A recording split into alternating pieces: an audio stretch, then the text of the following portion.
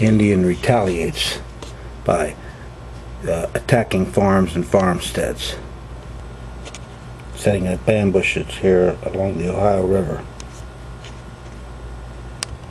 spreading fear and war into all the areas, any area where the settlers lived.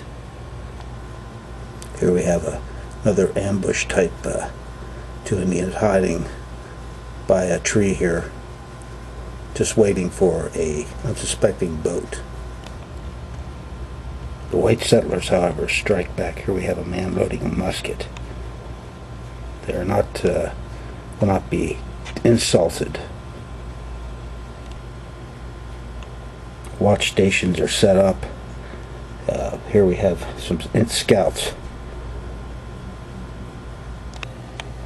Another picture here of a type of a warrior that would have been at Battle of Point Pleasant. Here it shows his uniform here.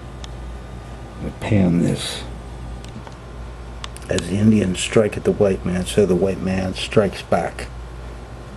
The balance of nature had been upset, whatever, and you can see here, here's a massacre of some Indians by some settlers. Lands here being sold to Indians, being offered whiskey here. You can see they're being offered whiskey by this man here. They're getting them to sign off their territories in fraudulent treaties.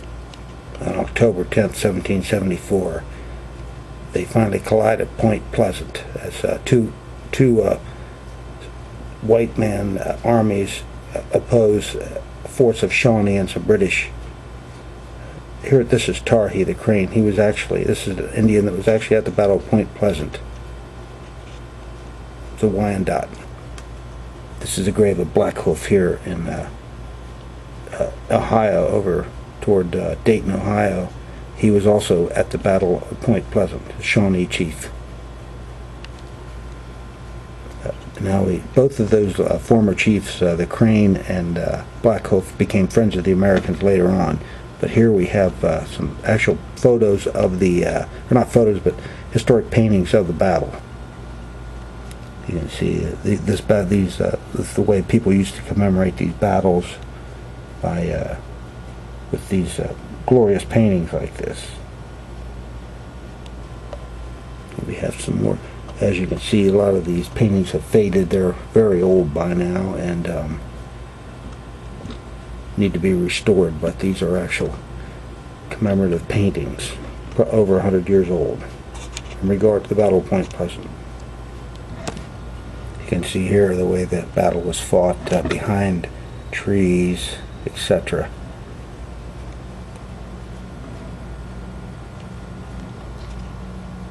Now these were taken from the monument itself at the park, at Huendiwee Park.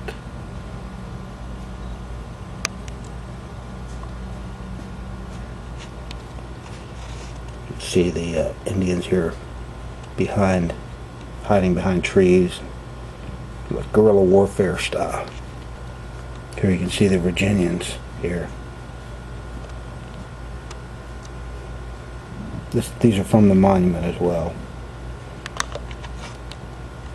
More shots here from the monument. The Virginians also hiding behind trees. Just looks more like a mugging type battle, doesn't it? I don't know if there was much strategy involved. Just both of them going at it head to head here, hiding behind trees, just hand-to-hand combat, that type thing.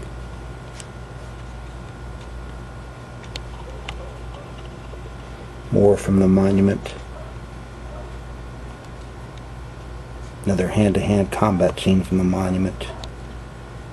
This is the magazine here where supposedly a lot of the soldiers were buried in this magazine. It has a list of the casualties here, about 50 or 60.